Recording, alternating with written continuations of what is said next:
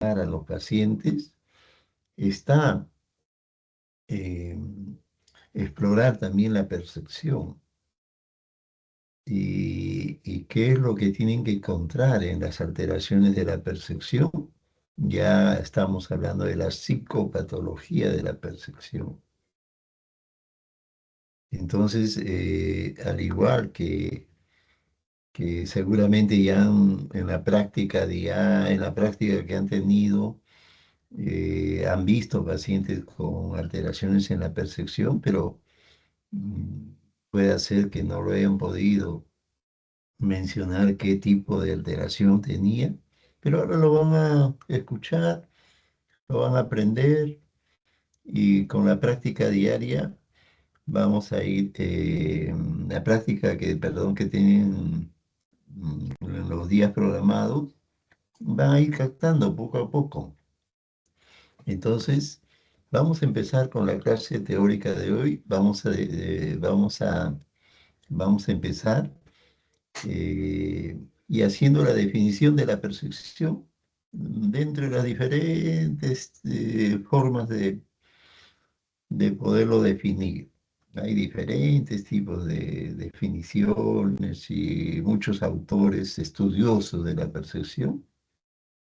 Hasta después ya nos vamos a centrar más en la psicopatología, pero al comienzo vamos a hacer algo introductorio de lo que es la percepción, las características, algunas partecitas que son importantes. Entonces vamos a empezar con la clase que estaba programada para unos días próximos, pero veo que los días próximos ya veo feriados y todo, no nos vayan a postergar para otro día y mejor nos adelantamos. Entonces, empezamos con la clase de hoy, con psicopatología de la percepción. La siguiente, por favor. Entonces, la percepción es un mecanismo psíquico que permite la adquisición de todo el conocimiento del mundo exterior y del propio mundo interior. Miren, escuchen bien, permite la adquisición de todo el conocimiento del mundo exterior y del propio mundo interior, tanto físico como mental. Esa es una definición. La siguiente, entonces, el acto perceptivo. Vamos a mencionarlo, el acto perceptivo es la forma superior de conocimiento a través de la cual aprendemos, es decir, como que lo sujetamos o lo tenemos, eh, es la forma superior de conocimiento a través de la cual aprendemos el mundo circundante y nuestra propia corporalidad. Es muy interesante, o sea, a través de nuestros órganos, los sentidos, vamos a ir absorbiendo lo que vemos en nuestro mundo circundante y en nuestra propia corporalidad. La siguiente,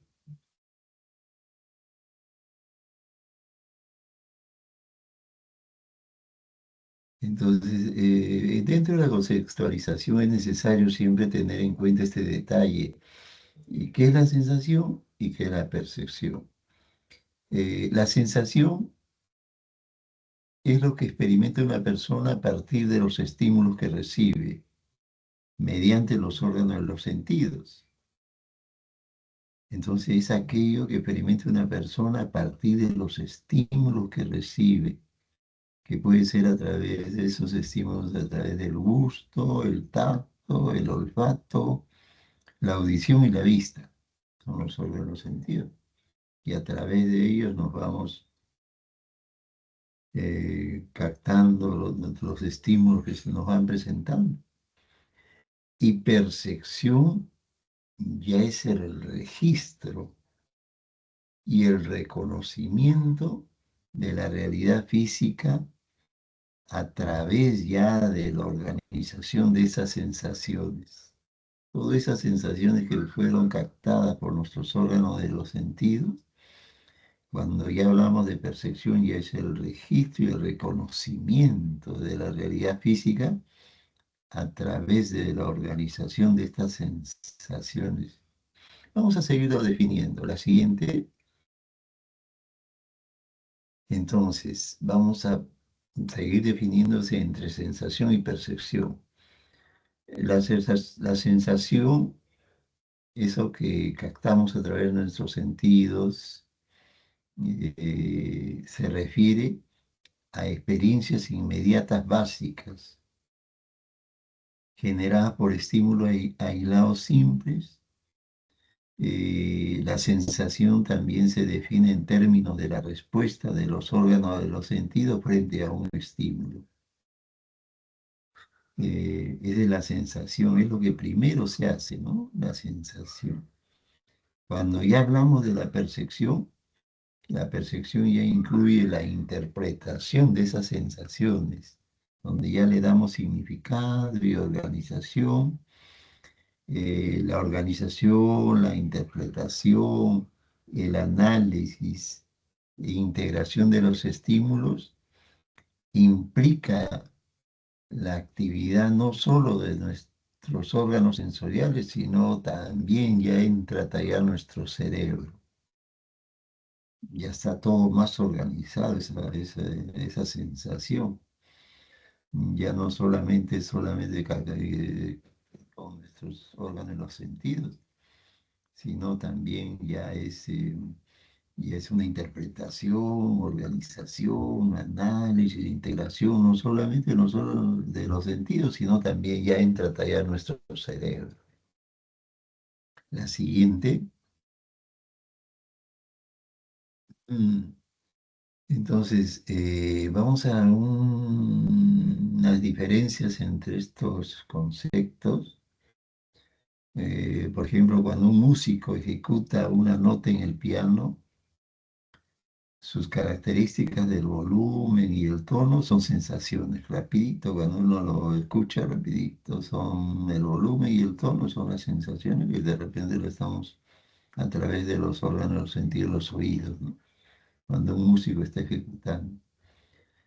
Ahora, si se escuchan las primeras cuatro notas y se reconocen, lo reconocemos que forman parte de una determinada música o de una tonada en particular, ahí ya estamos experimentando un proceso perceptivo. Ya lo reconocemos y lo organizamos y lo percibimos. Ya es un proceso perceptivo. Ya. Eh, Bien interesante. La siguiente. Entonces, lo que quería mencionar es dentro de las diapositivas que hemos pasado, generalmente se acepta que la sensación precede a la percepción. Como bien se ha mencionado, la sensación es captar el estímulo y ahí nada más hasta ahí se centra, ¿no? En cambio, la percepción ya es organizarlo todo, interpretarlo de tal forma que quede registrado, ¿no? Se acepta entonces que la sensación precede a la percepción. Eso es importantísimo. La siguiente, por favor. Se define a la percepción como el proceso cognoscitivo a través del cual las personas son capaces de comprender su entorno, o sea, lo que los rodea, y actuar en consecuencia a los impulsos que van recibiendo. Se trata de entender y organizar los estímulos generados por el ambiente y darles un sentido. De este modo, lo siguiente que hará el individuo será enviar una respuesta como consecuencia de lo que va percibiendo. Ahí ya entra el taller como acá vemos el cerebro ya con toda su actividad que va realizando. Muy interesante. Pareciera que aquí vemos un mosquito que el individuo está viendo, un mosquito, y y lo observa, pero eso ya lo va interpretando, lo va grabando dentro, ya entra a tallar el cerebro y todos los mecanismos, todo el sistema nervioso, pero ya es parte de la percepción a través de los órganos de los sentidos de la vista, ¿no? Ese es de su entorno, él está viendo a la mosquita que está volando, ¿no? Bueno, a ver, vamos a seguir. La siguiente, por favor. Entonces, la percepción puede hacer mención también a un determinado conocimiento, a una idea o a la sensación interior que surge a raíz de una impresión derivada de nuestros sentidos. Y esto es muy interesante, por ejemplo, para la psicología, ¿cómo lo define? Bien fácil, ¿ah? Lo definen así: la percepción consiste en una función que le posibilita al organismo recibir, procesar e interpretar la información que llega desde el exterior, valiéndose de los sentidos. Bien sencillo, ¿no? La función que le posibilita a nuestro organismo de recibir, procesar e interpretar la información que llega desde el exterior, valiéndose de los órganos de los sentidos. Interesante. La siguiente, eh, aquí vamos a tratar de mencionar algunos apuntes históricos que lo vamos a hacer a breves rasgos, para no, porque tiene mucho contenido. Antiguamente lo mencionaba que el problema de las alucinaciones era el problema central de la psiquiatría. Tal vez la alucinación es uno de los más comprensibles y sólidos dentro de la psiquiatría. Eh, Habría que mencionar también que en la antigüedad las alucinaciones eran experiencias integradas en la cultura, poseedoras de diferentes significados, y muchas veces su contenido transmitía mensajes sobre el sujeto o el mundo. Ya con la medicalización o el tratamiento del fenómeno en el siglo XVIII, se perdió algunas características que tenía anteriormente. Eh, por ejemplo, antiguamente, dentro de las clasificaciones, consideraban a las alucinaciones enfermedades independientes. Y es decir, como que lo consideraban como un fragmento de la conducta. Después, ya posteriormente, ya se fue clarificando mejor que era sintomatología de una alteración mental. Por ejemplo, antes de Cristo, pueden hallarse en los pasajes bíblicos evidencias de un concepto limitado de alucinación.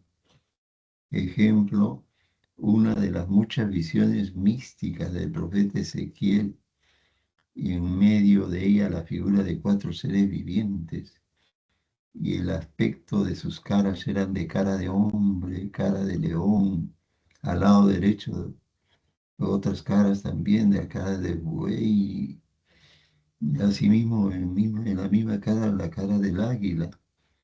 Era una percepción en que observaba con cuatro aspectos de una figura que llamaba la atención, ¿no?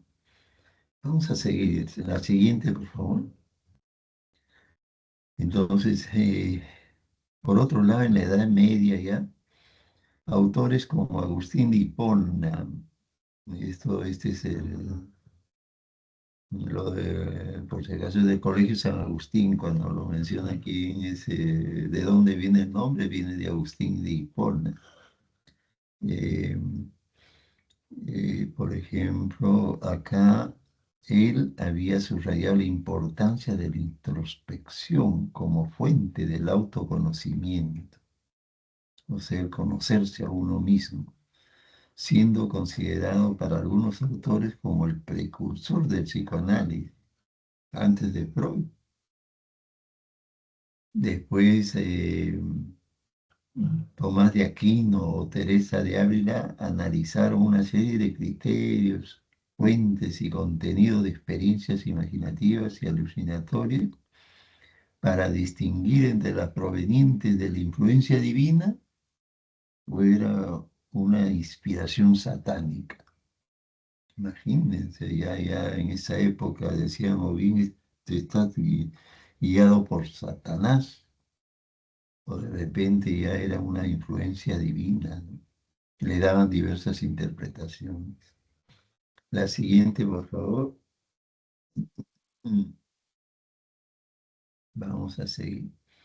Ahora,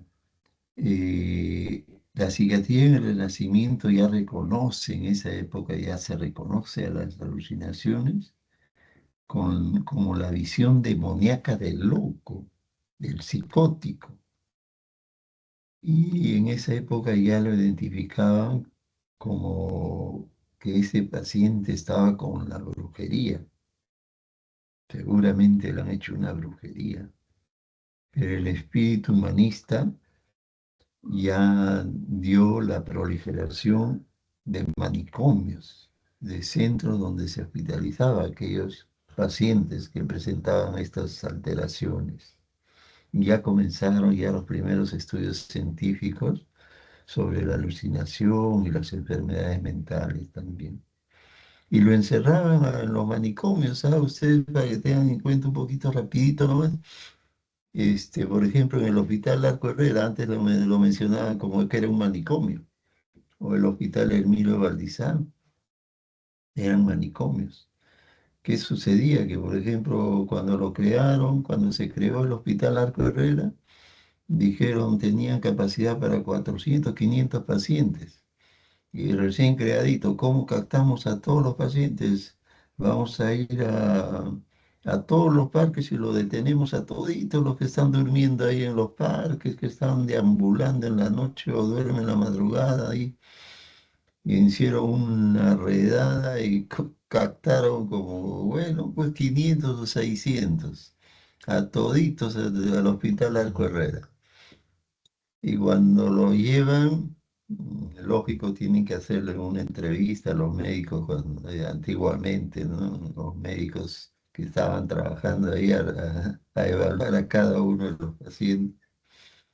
Y de esa cantidad de pacientes, bueno, iban tratando de precisar quiénes se quedaban y quiénes de repente era un vago o un individuo que está durmiendo porque no tiene dónde dormir y que no tiene una alteración mental, lo soltaban, ¿no?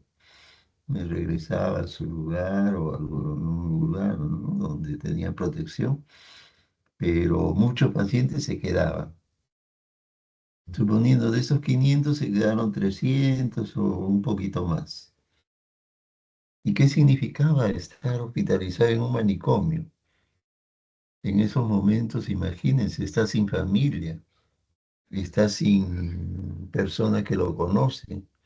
No hay quien lo proteja. ¿Quién le va, cómo él nos da la dirección de su casa? ¿No? Tienen algunos ancianos, algunos totalmente trastornados que no saben dónde viven. Mm, La asistente social buscar a los familiares, bien difícil, ¿no? Entonces, pacientes que llegaban se quedaban mientras se va averiguando dónde es, quién lo conoce, su residencia, su lugar de dónde lo han traído de repente de otro departamento, se ha venido, de dónde. En los manicomios se quedaban, de repente algunos tenían 10 años hospitalizados, 15 20 30 años, miren eso. En ese plan, trabajar en un ambiente así era bien complicado, ¿no?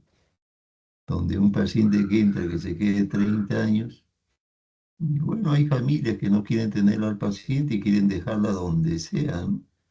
Abandonados. Sí, a veces llegan al hospital Arco Herrera con su familia, paciente totalmente psicótico, trastornado, y la familia ya está cansada de atenderlo. Lo llevan, aparentemente lo llevan y lo dejan en el jardín abandonado y se van toda la familia.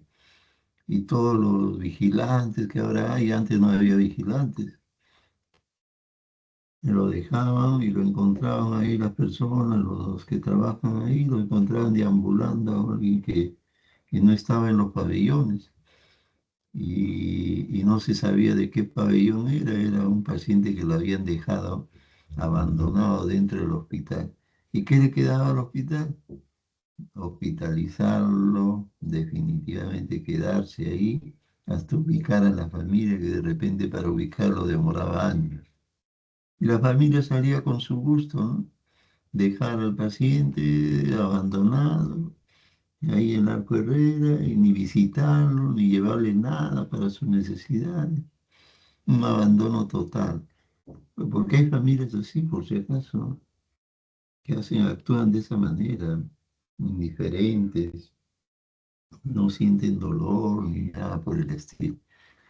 Entonces, esa era una introducción breve de lo que era el manicomio, pero ahora actualmente el manicomio ya no se llama manicomio porque ahora el paciente que ingresa ahora, un paciente que ingresa por un trastorno psicótico, que esté deambulando o no deambulando, que esté en su casa, máximo el tiempo de hospitalización es de 15 días a un mes y de ahí sale de alta. No es que se va a quedar un año, 2 años, 3 años, y cuántas familias que dirían que quieren eso, ¿no? Que se quede, si es que 15 años o toda su vida, mejor. Pero eso no es así, pues ahora ha cambiado todo, ya no le llaman manicomio ya. La siguiente, por favor. Esa es una breve introducción nomás. Entonces, en la actualidad las alucinaciones en los pacientes psiquiátricos se diferencian de las pseudoalucinaciones, que después lo vamos a mencionar, y de las alucinaciones neurológicas también, que pueden acompañarse de otros síntomas psicóticos como los delirios también. Eh, Acá va a ser importante mencionar, por ejemplo, gracias a la hipótesis de Tamburini, donde las alucinaciones psiquiátricas y orgánicas pudieran ser fenómenos para parecer equivalentes. Pero se ha mantenido una limitación clínica acá. Eh, a veces se menciona que las alucinaciones verdaderas o psiquiátricas poseen unas propiedades distintas de las alucinaciones orgánicas. A las alucinaciones orgánicas le llamamos alucinosis, que aparecen, por ejemplo, esas alucinosis, que son alucinaciones orgánicas, en las auras epilépticas, la estimulación cerebral, la intoxicación por drogas o los tumores también. Y generalmente a veces cuando hablamos de alucinaciones orgánicas nos estamos entrando a lo que llamamos alucinaciones visuales. Las alucinaciones visuales muchas veces están ligadas a la parte orgánica, es decir, uno asocia que hay algo a nivel cerebral que puede ser un tumor o una epilepsia o algo que el paciente esté teniendo a nivel cerebral. Pero después lo vamos a definir. La siguiente, la siguiente, entonces, hay varias teorías del fenómeno alucinatorio que por ejemplo, dentro de la teoría orgánica clásica, Jackson considera a la alucinación como un fenómeno positivo, no relacionado con la lesión, sino como resultado de actividad autónoma de las estructuras nerviosas que han quedado a salvo del daño. Eh, la siguiente, por favor. La teoría bioquímica, por ejemplo, dice que hay sustancias químicas capaces de inducir alucinaciones. Y eso sí se produce a través de las drogas, ¿no? El LSD, por ejemplo, inhibe la acción de la serotonina de las neuronas y estas neuronas funcionan de tal modo y con las sustancias alucinógenas el paciente va percibiendo ya todo un fenómeno alucinatorio. La siguiente, la teoría cognitiva, eh, dentro de esto sería la posibilidad en los pacientes que puede encontrarse que tienen alucinaciones, que se ha visto hipoactividad de zonas cerebrales como el hipocampo, el cerebelo, el núcleo lenticular y la corteza temporal, implicadas en la producción del lenguaje interno, de lo que le está sucediendo a nuestro organismo.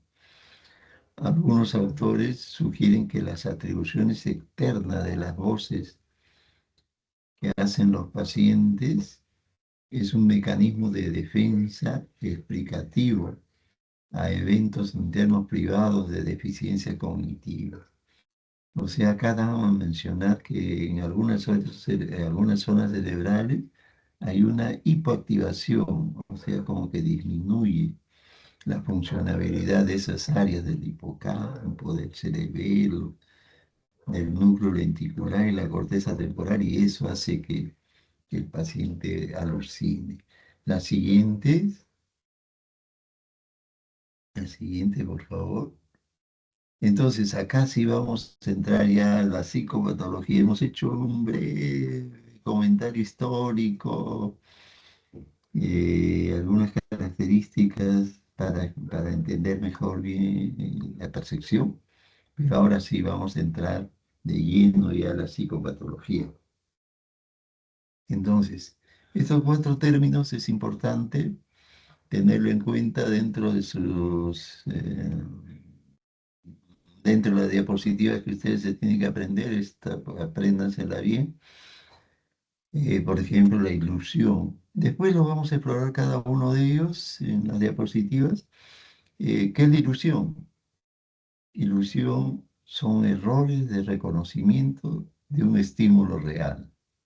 Hay un estímulo y uno lo percibe, pero con error, ¿no? De una forma tal, por ejemplo, a un árbol, que es un estímulo real, es de noche y lo podemos percibir como si fuera un hombre, ¿no? Que se está moviendo por el viento, pareciera que un hombre que se acerca y imagínese sea mi ilusión, pues, porque hay un estímulo que es el árbol, ¿no?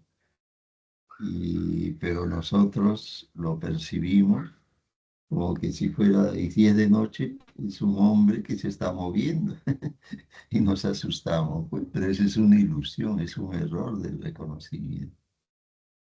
Esa es una ilusión porque hay un estímulo ahí, un estímulo real.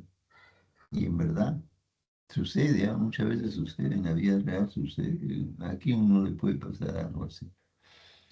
La pseudoalucinación es la percepción en el espacio interno con juicio de realidad positivo. Es la percepción en el espacio interno, es lo que el paciente siente dentro de él, dentro de su cerebro.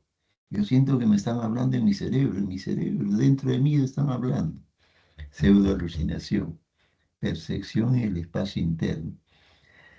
Alucinación es la percepción sin estímulo externo, vivenciada como verdadera. O sea, no hay ningún estímulo externo, ni árbol, ni nada, pero el paciente siente que le están hablando, siente muchas cosas y no hay ningún estímulo externo que lo esté perturbando, pero él ya va captando, ¿no? Va captando a través de su percepción, ya sea voces que le hablan, y siente que todo eso es cierto, es verdadero para él.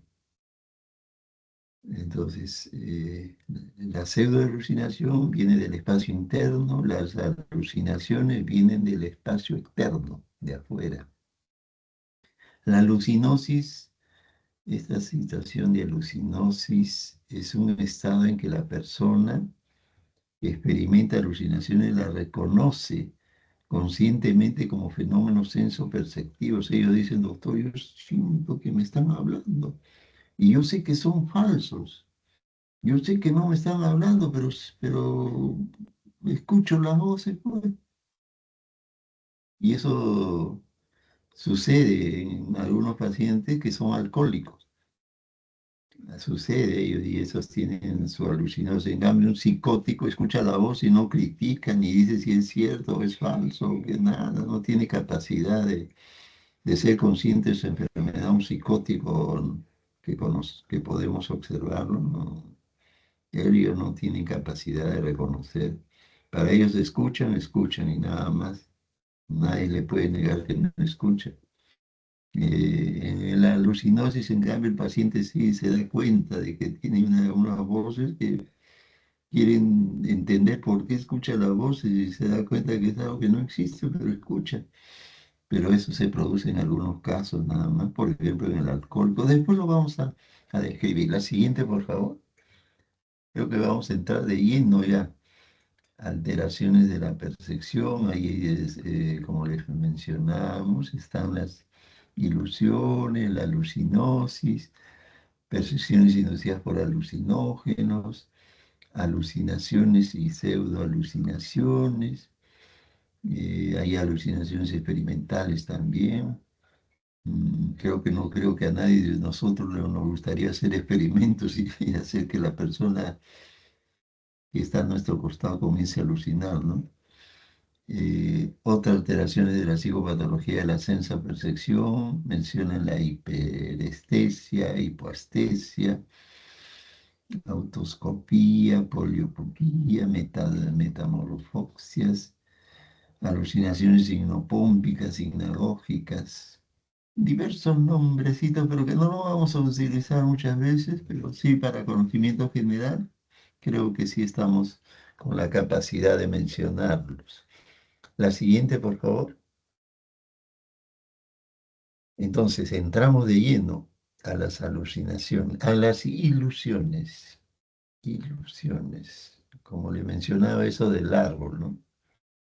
Cuando ustedes hagan su cerú y les manden a la sierra, a la selva, y ahí ustedes en algún momento están yendo por la sierra y de repente tienen que llegar a un sitio y no pueden llegar porque está muy lejos, tienen que dormir en el campo a veces, ¿no? Si es que están, claro, acompañados de personal y la carretera no fluye, hay huelga, no dejan tránsito, bloquean la carretera, tantas inseguridades que hay ahora. De repente tienen que dormir en un lugar aparentemente desprotegido, pero que uno en la noche puede percibir muchas cosas, ¿no? Si están en un campo, todos están descansando en campo abierto, pues, pueden descansar, pero por ahí hay un árbol o, o algún arreglo de alguna, bueno, algo que están haciendo, ¿no? Construyendo de repente alguna vivienda.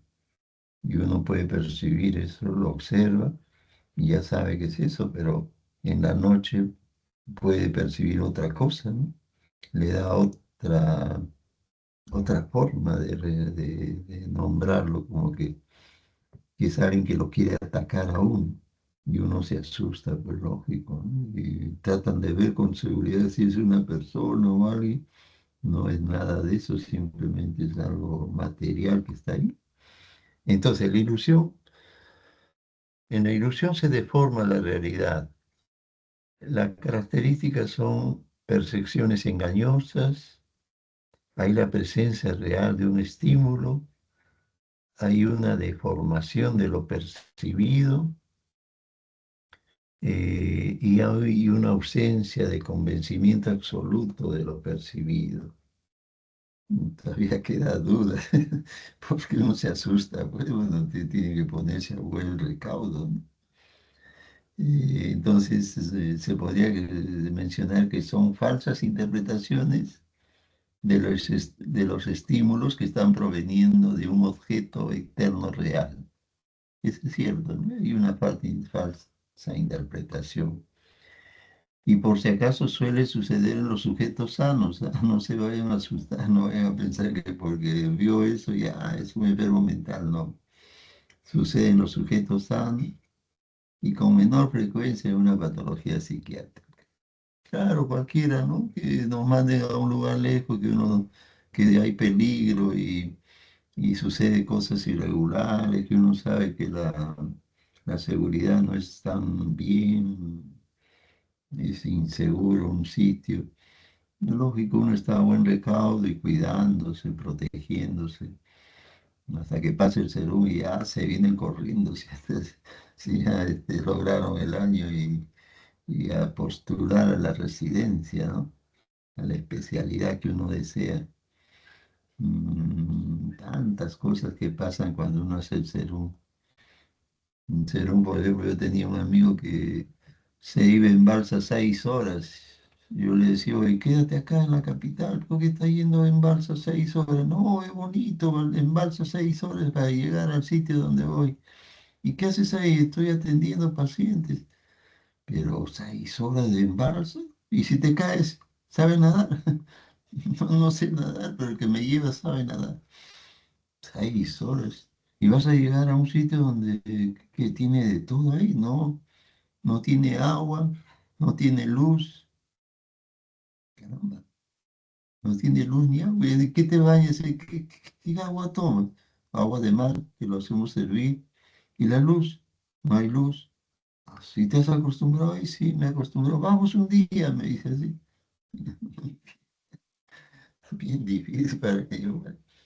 El amigo cumplió el año y no quiso venirse. Ya ustedes se imaginarán por qué no quiso venirse. Todos le decíamos, vamos a Lima, ya terminó el serón acá donde nos han enviado, ya terminó. Ahora vamos. Nada, no, yo me quedo. Pero oye, te estás quedando en un sitio donde no hay agua ni luz. ¿Qué tienes? No, yo me quedo, ¿no? Ya me han contratado y me he acostumbrado.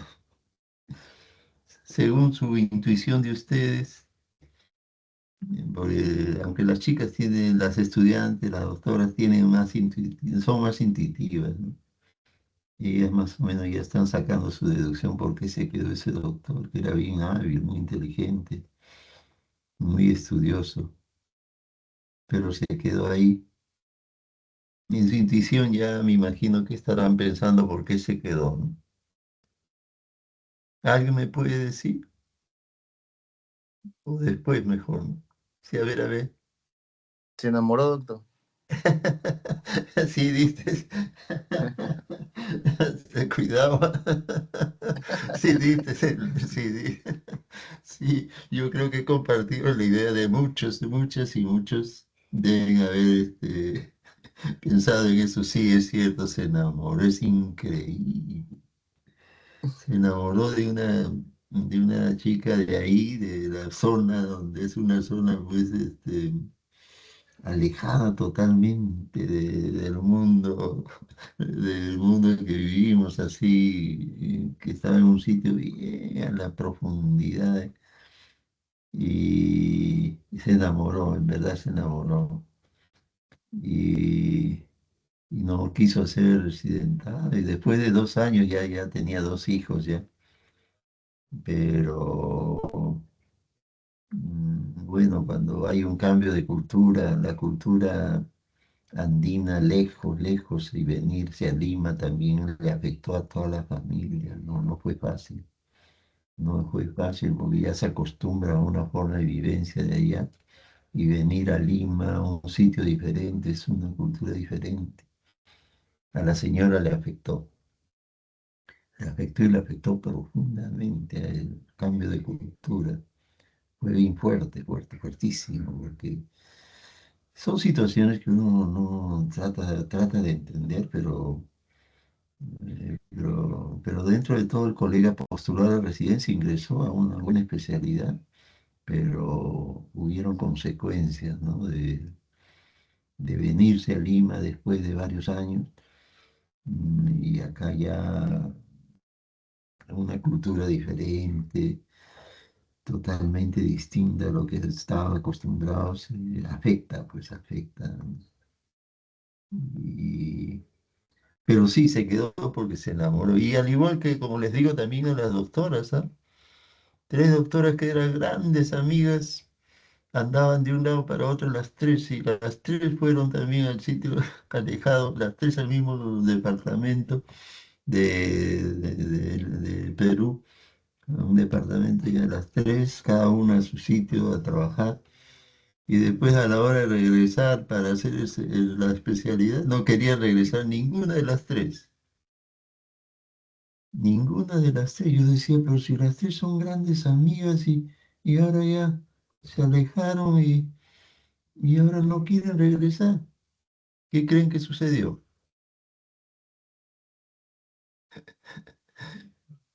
Se enamoraron. Se enamoraron, sí es cierto, cada uno se enamoraron. Una de un ingeniero, el otro de un dueño tenía sus fundos, era terrateniente, creo. Y, qué increíble, yo me quedaba sorprendido. De gente que tenían mucho poder en los sitios donde habían ido. Y se quedaron, ¿no? Se quedaron y su vida ya lo hicieron allí. Bueno, ya son situaciones que suceden, pero muchos sí regresaron, ¿no? Muchas doctoras, doctores, regresaron a hacer su residentado y, y siguieron su mundo ya en la especialidad que se han formado. Muy interesante, ha sido un breve comentario nada más de lo que sucede a veces cuando uno va a otros lugares y suceden situaciones a veces pues que suceden en la vida real, situaciones de la vida. Muy bien, la siguiente por favor. Uy, uy, qué rapidito se pasa la hora. Las ilusiones, según Jasper, se puede deber a tres causas. Deficiencia de la capacidad atencional, eh, que puede haber, que baja la atención en pacientes somnolientos, fatigados, en situaciones de crisis de pánico también y en intoxicados también. Puede haber también estados emocionales, eh, ilusiones visuales de pacientes histéricos, sombras que se aparecen en la habitación que corresponden a figuras masculinas, que le damos una interpretación, no se acerca un hombre ahí a mi lado.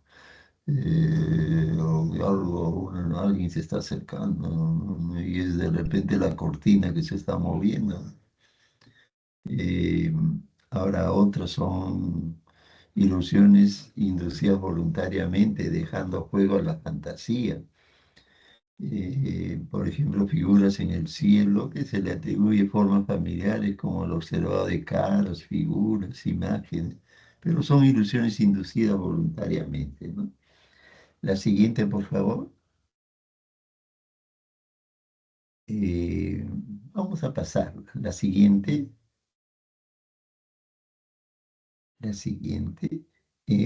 para hablar de la alucinosis. La alucinosis es otra alteración psicopatológica descrita por Wernicke en alcohólicos, como le mencionaba, en la cual presentan alucinaciones auditivas con ligera afectación del nivel de conciencia y tienen juicio de la realidad está conservado, ellos se dan cuenta. En estas características que tiene, que son alucinaciones intensas en cualquier esfera sensorial, especialmente especialmente en la área auditiva y la área visual, y tienen presencia variable también con diversas oscilaciones de estas alteraciones perceptivas. No están integradas en la personalidad del paciente. Ellos tienen conciencia de que es irreal, que no existe, pero que lo están viviendo. Y tienen esta alucinosis, acuérdense bien, es de naturaleza orgánica, orgánica. En el esquizofrénico que tiene su alteración mental, no encontramos organicidad, alguna lesión así focalizada en el cerebro, ¿no? En cambio acá podemos hablar de algo orgánico. La siguiente, La siguiente, por favor. Pasamos la siguiente. Entonces, hay percepciones inducidas también por alucinógenos. Alucinógenos, las drogas, ¿no? Que a veces consumen algunos pacientes y estas drogas causan alucinaciones o sensaciones y visiones que parecen reales, pero que no lo son. Los alucinógenos se encuentran en algunas plantas y hongos también, ¿ah? O en sus extractos, ¿no? Bien interesante. La ayahuasca, por ejemplo, ¿no? Que utilizan los curanderos, le hacen tomar a la persona. La vez pasada vino una paciente, una señora que había tomado ayahuasca. Un curandero le dio para que tome y comenzó a alucinar. Dice, doctor, nunca en mi vida he visto lo que he visto y ya no quiero tener más, pero ya me he quedado traumada. Sigo viendo esas cosas que me ha dado ese curandero. Y son alucinógenos, pues, sustancias que pueden ser producidas por plantas o hongos, ¿no? Eh, entonces, eh, todo esto se ha considerado el sistema serotoninérgico como el principal implicado en los fenómenos perceptivos persistentes. Sistemas serotoninérgicos, estamos hablando ya de los neurotransmisores que pueden estar alterados en estos pacientes. La siguiente, por favor. Eh, Dice, por ejemplo, vamos a ver alguna así rapidito. Abajo se han descrito fundamentalmente alucinógenos como el LSD, seguido de otras sustancias de acción directa serotoninérgica como la psilocibina, derivada de hongos, y la dextrodioximetanfetamina también a veces están creando últimamente derivados así de preparados sintéticos de drogas, ¿no? Antes usaban otros también como el dextrometorfano. Ahora he escuchado el dextrometorfano, es un jarabe para la tos, pero a veces antiguamente lo usaba, pero el que quería drogarse se tomaba todo el frasco del jarabe para la tos. Y yo decía, ¿y por qué te tomas todo el frasco? No, doctor, me siento bien tomando todo el frasco. Y si me tomo dos frascos, mejor. Pero comenzaba a alucinar. Además, la ayahuasca, que lo utilizan muchos en sitios así de curandería, que le llaman curanderos. Cuando uno va, ¿no? Genera una curación en zonas bien alejadas donde creen bastante en la curandería. Y la ketamina, últimamente hablan de mucho de la ketamina, ¿no? Que están utilizando sustancias para drogarse y muy peligroso, muy peligroso. La siguiente, por favor.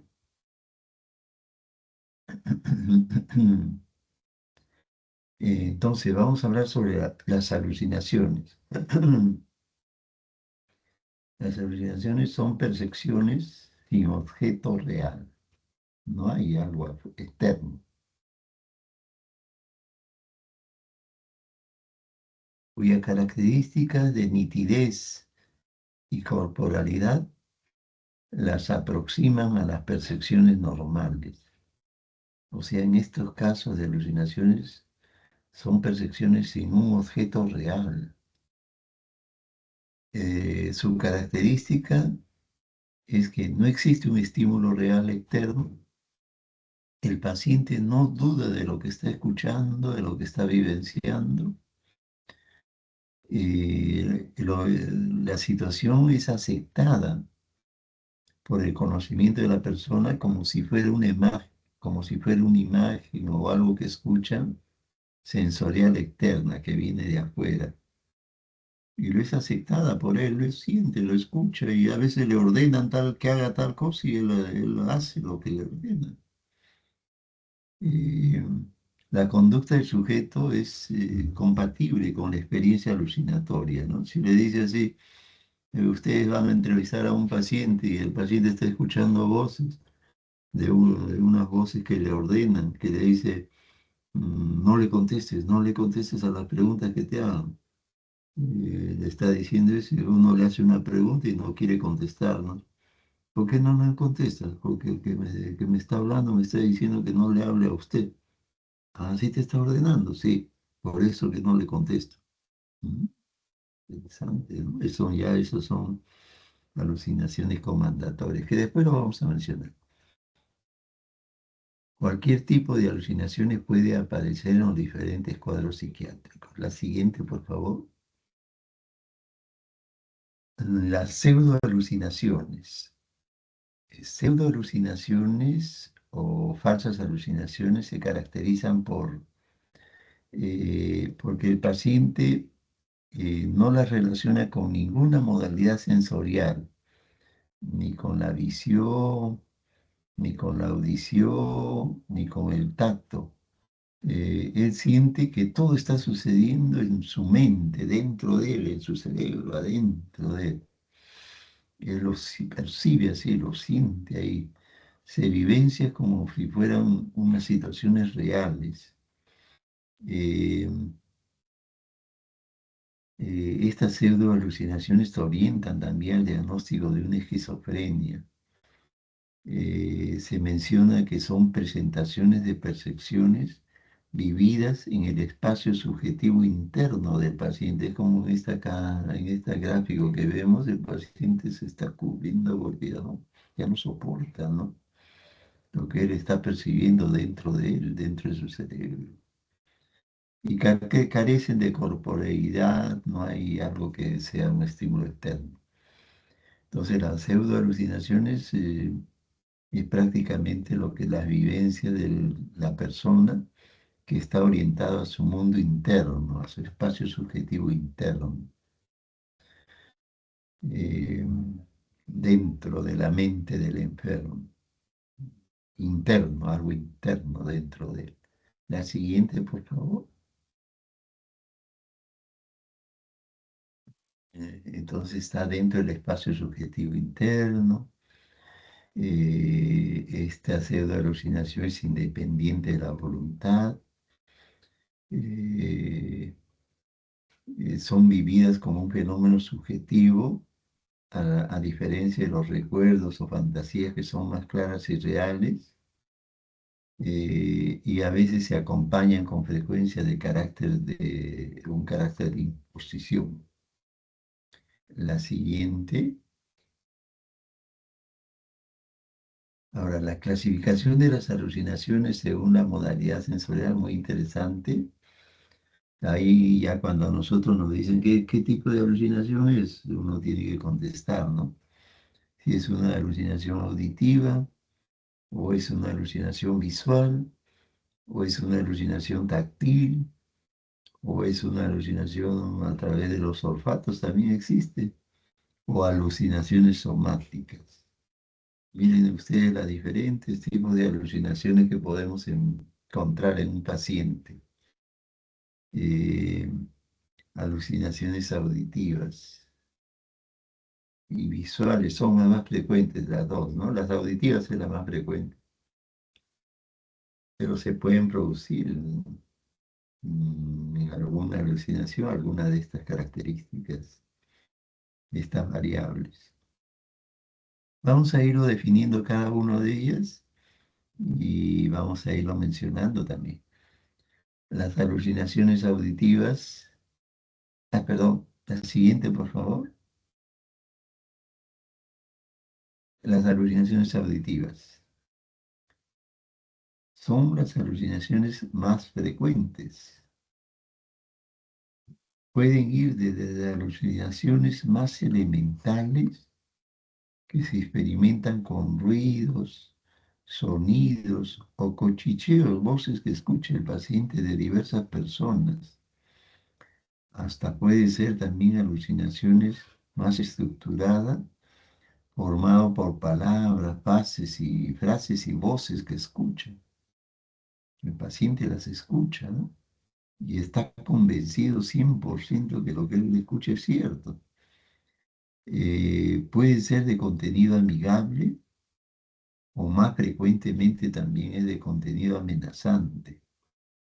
En algunos casos dan órdenes, o le llaman también alucinaciones imperativas, o también le llaman comandatorias, también cuando dan orden, le está comandando que haga algo. Le puede decir al paciente, oye, tírate del segundo piso, y el paciente va y se tira del segundo piso. Le obedece a la voz. El paciente está trastornado también, ¿no? Se presenta principalmente las alucinaciones auditivas en la esquizofrenia y también puede presentarse en patologías como la manía o la depresión muy grave también.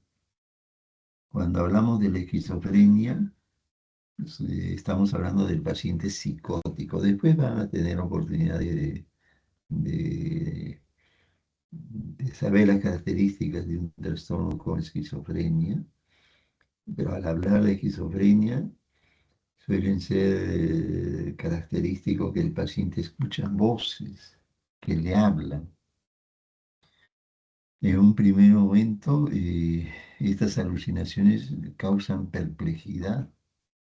El paciente nunca escuchaba y de pronto comienza a escucharse, se asusta un poco, ¿no? Y seguidamente puede haber también delirios. Delirio ya es una alteración en el pensamiento, ¿no? Delirio de daño, que le quieren hacer daño. Eh, Entonces el paciente va a escuchar voces que le, oye, que le hablan, ¿no? Que le insultan, que le te estamos persiguiendo, le puede decir, y él en verdad con su pensamiento delirante puede pensar que en verdad lo están persiguiendo y comienza a correr, pues, por la calle, ¿no? Escapándose. Y está corriendo sin sentido, porque nadie lo está persiguiendo, ni nadie le está hablando, pero él está escuchando y está corriendo o está delirando. En la manía las voces no suelen dialogar. En la manía, y esto ya es en la fase maníaca del trastorno, de otros trastornos, las voces no suelen dialogar entre sí, sino que son imperativas, dan órdenes.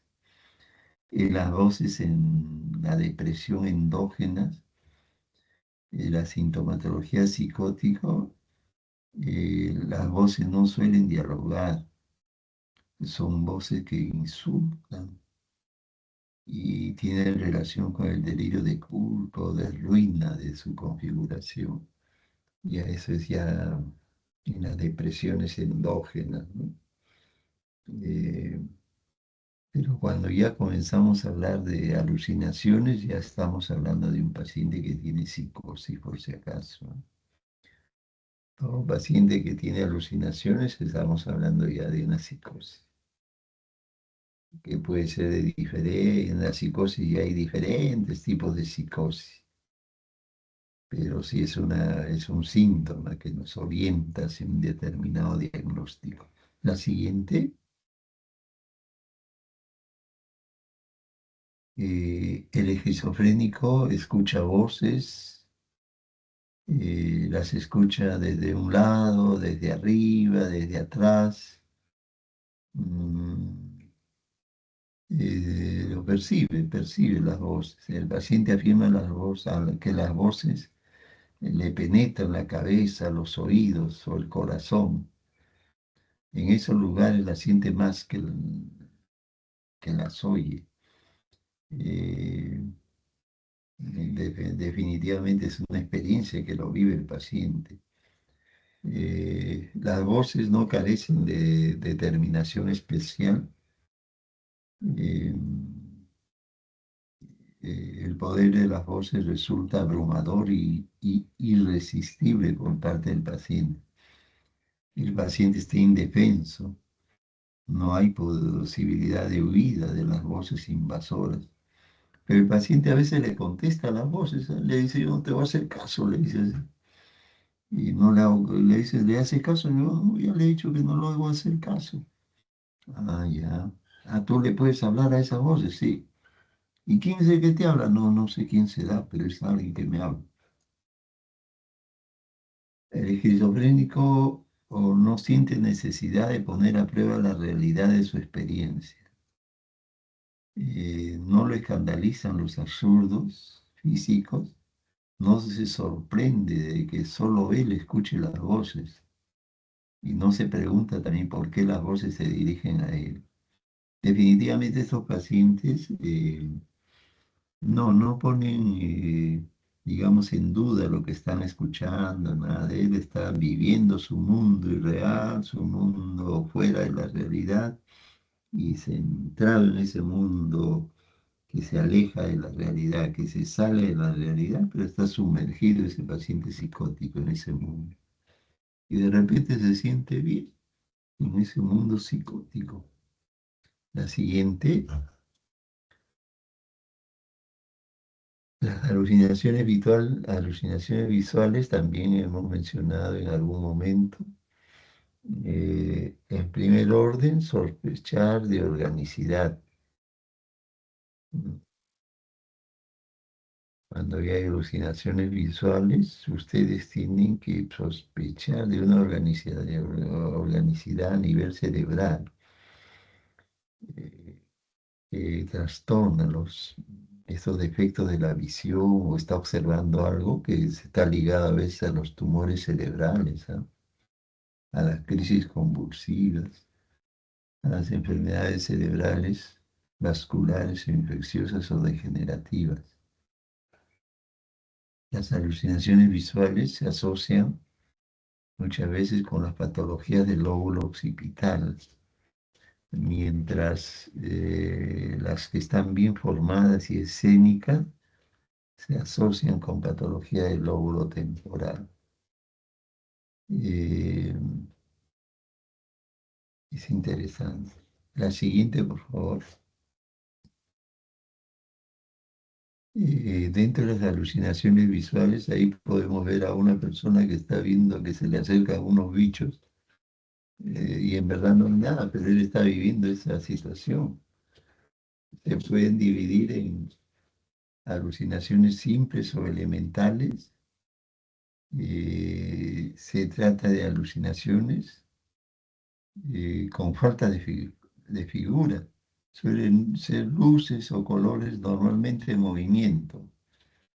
En los casos de histeria grave, por ejemplo, una sombra en mi habitación. En casos complejos ya suelen ser imágenes similares a la realidad, que ven diferentes tipos de imágenes. Entonces, si existen alucinaciones visibles, sospechar organicidad o consumo de tóxicos. Eso es importante tener en cuenta. La siguiente, por favor.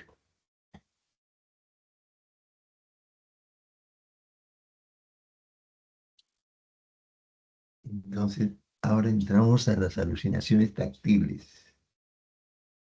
Este tipo de alucinaciones también se llaman alucinaciones ácticas. Los pacientes se sienten tocados o pellizcados. Eh, Describen sensaciones de calor, frío, picores, calambres. Estos fenómenos pueden presentarse aislados o forman parte de un sistema delirante. Eh, Sucede como que a alguien le están tocando, pellizcando.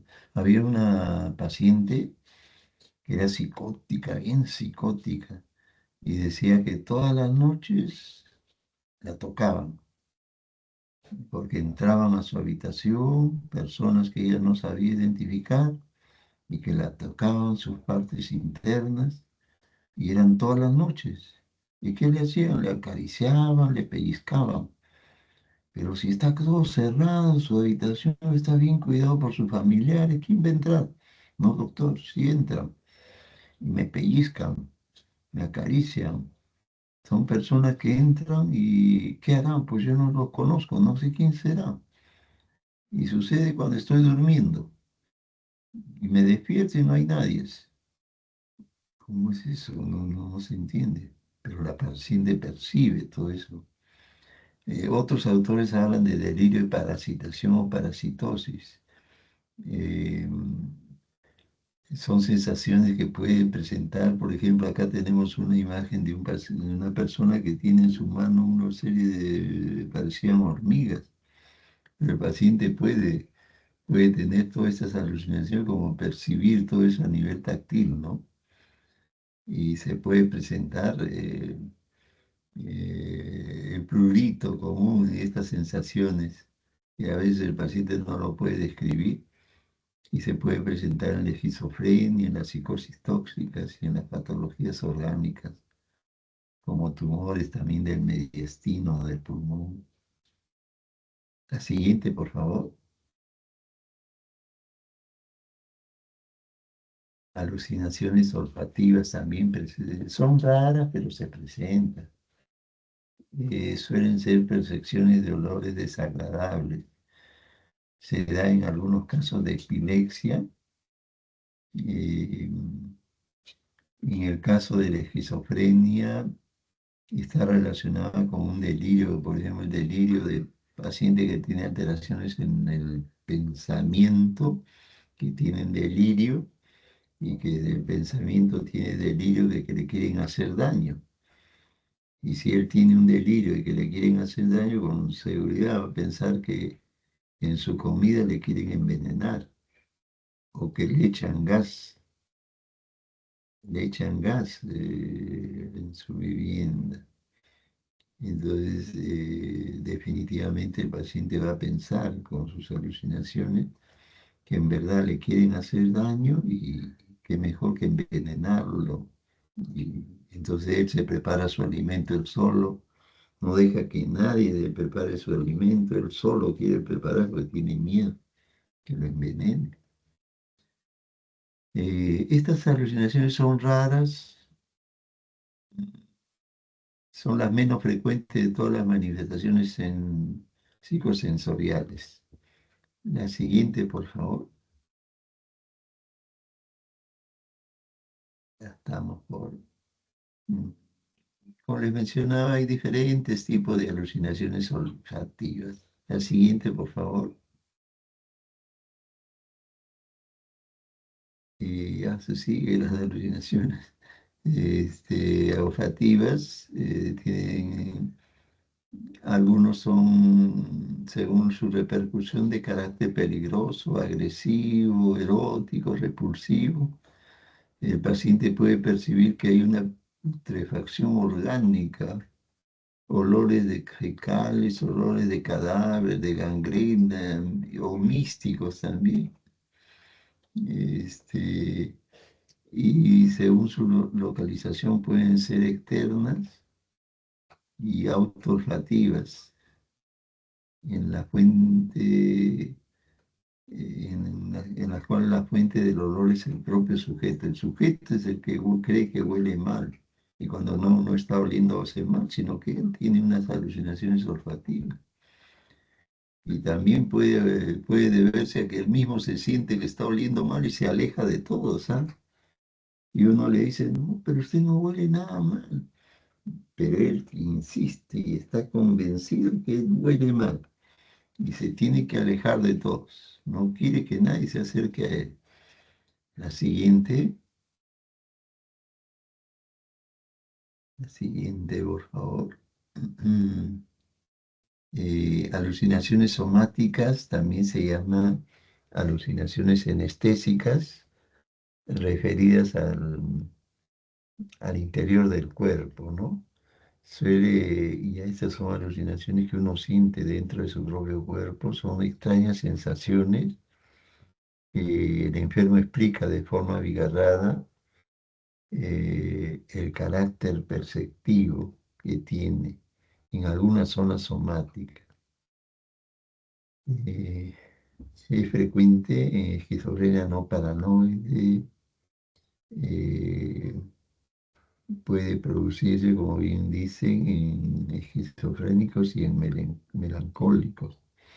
En melancólicos, o sea, en depresivos, el paciente puede percibir que sus órganos están en descomposición. Mire, imagínense cómo él está percibiendo que sus órganos se están pudriendo, por ejemplo, cuando no es cierto, pero él percibe eso, porque dentro de él se están pudriendo.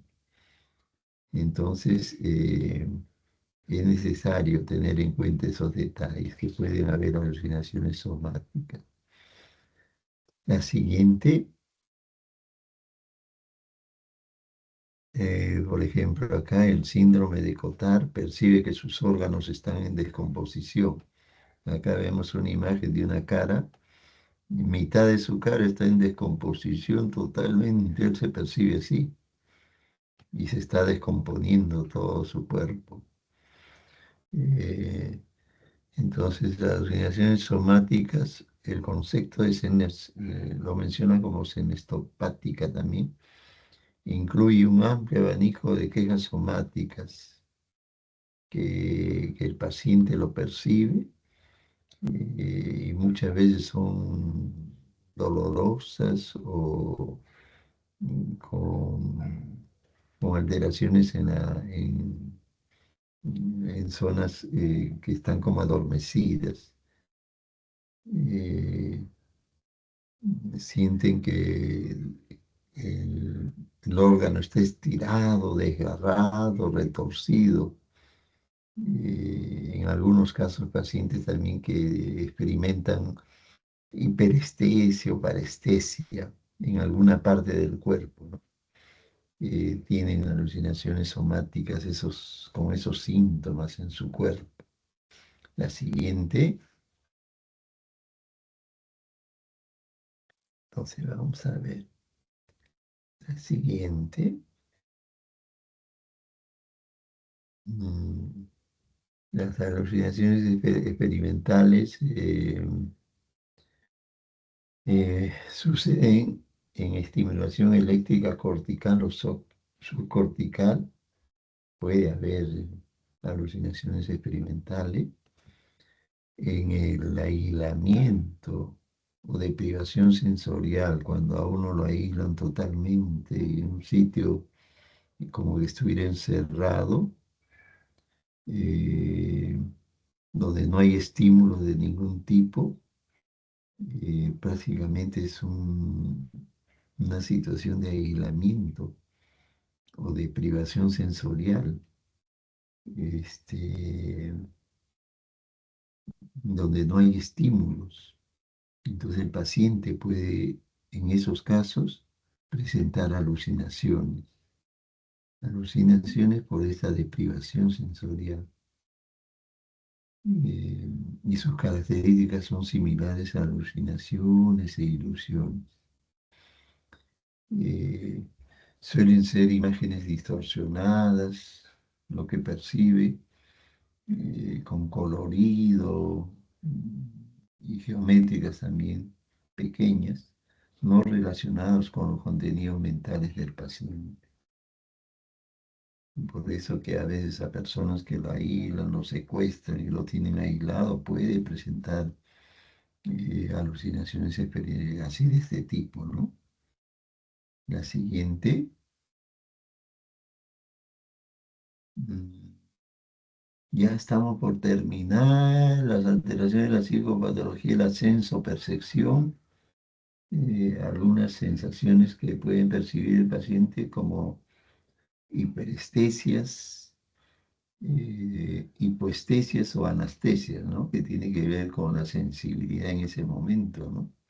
Por ejemplo, en las anestesias hay la abolición de la sensibilidad al dolor eh, que se pueden presentar, ¿no? Hipoestesia, disminución de la intensidad de la percepción de un estímulo que puede presentarse en la depresión, en el agotamiento grave.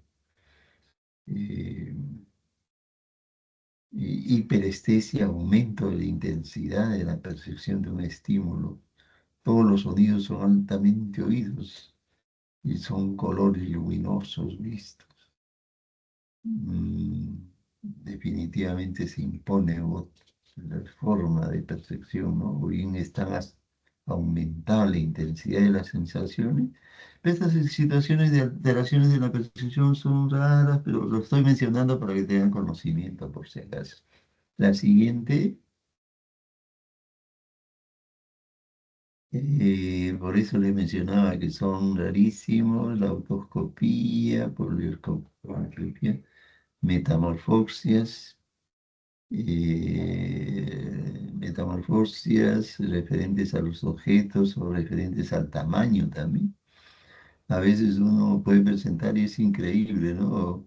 Se acerca a un lugar y ve que toditos están reducidos de tamaño, los ve pequeñitos, a todo el auditorio pequeñito lo ve, en miniatura. Dice, ¿qué pasó? No, los veo pequeños a todos.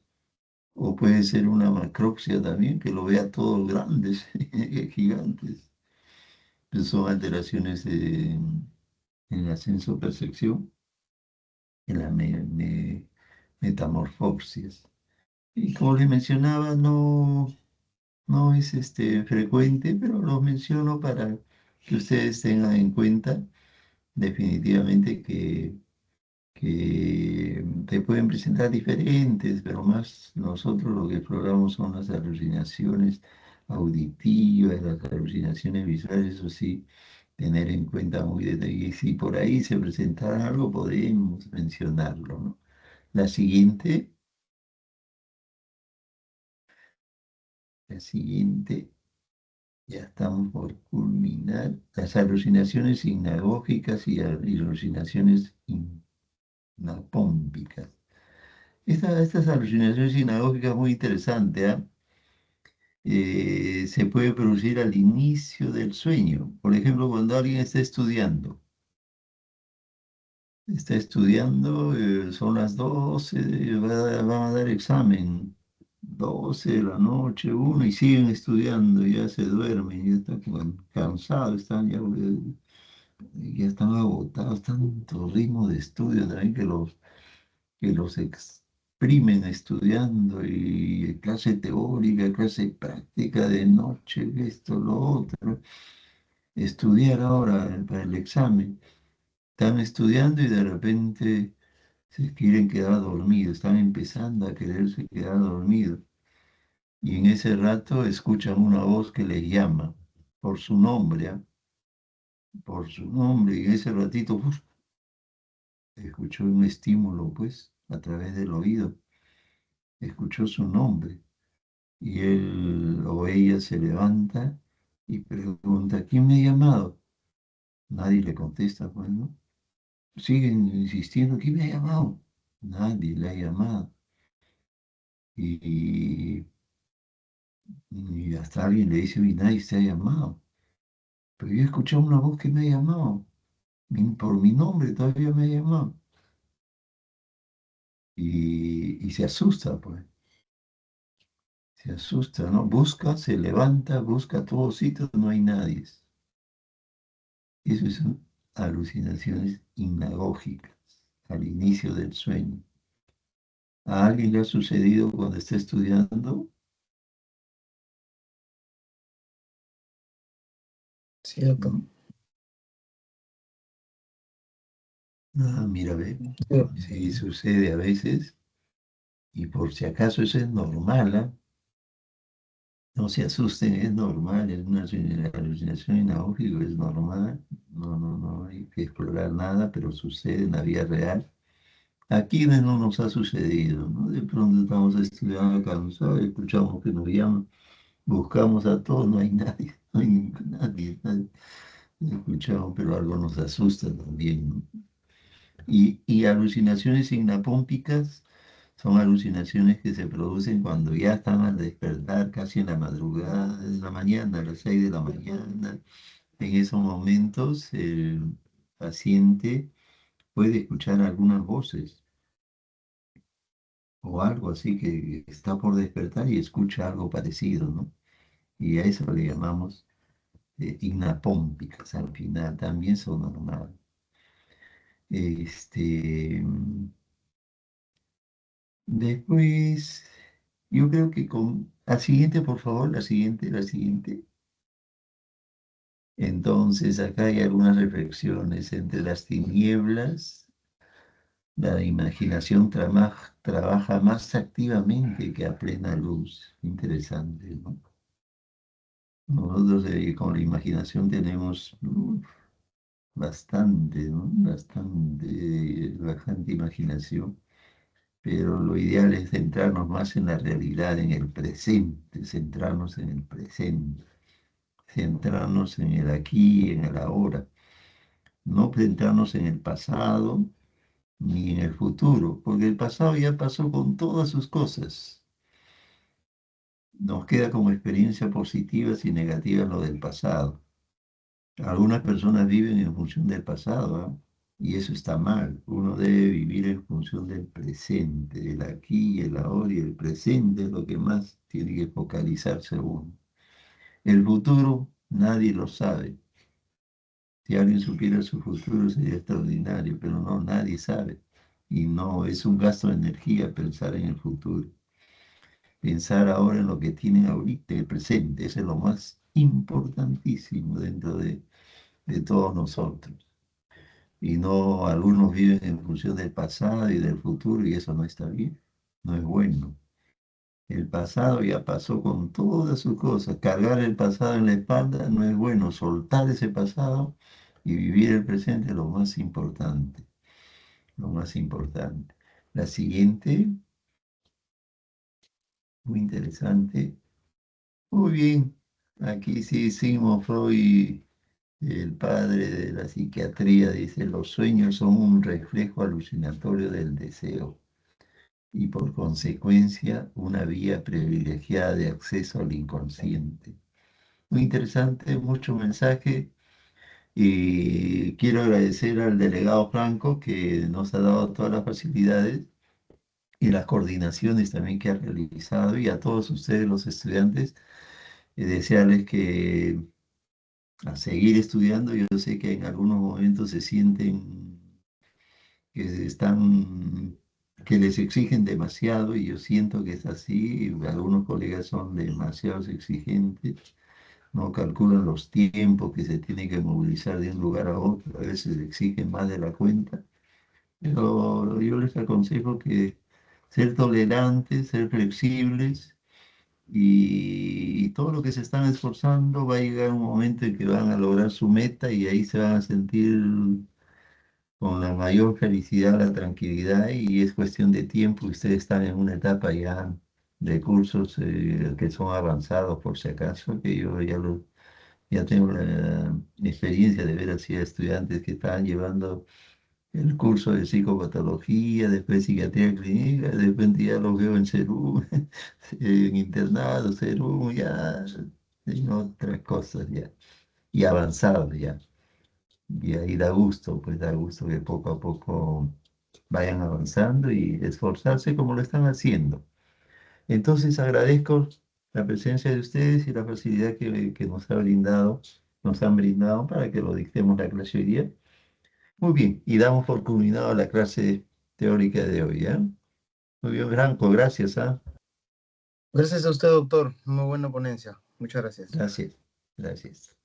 Gracias, doctor. Bien.